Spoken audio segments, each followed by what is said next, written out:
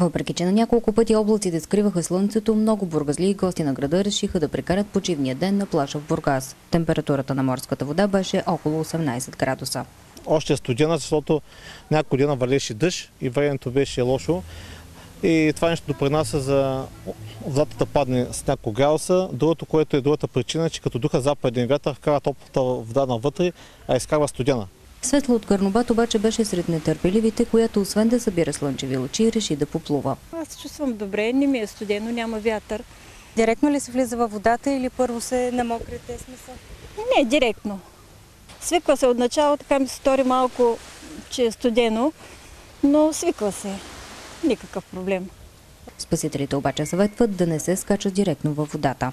Стигнат на дълбочината до кръста, да се намокрят първо ръцете, лицето, сърцето, така жизнените органи, защото температурата на нашето тяло е може би около 35 градуса, докато температурата на водата е на половината на 18 градуса. В противен случай може да изпадне в шоково състояние или пък да пребързне и просто да потъне във водата и да се удари. Спасителите препоръчват още да се плува успоредно на брега, тъй като ако има критична ситуация, по-бързо ще може да окажат помощ. Ако искате да плувате така големи дистанции в морето, не е нужно да влизате навътре. Може настрани, успоредно на брега.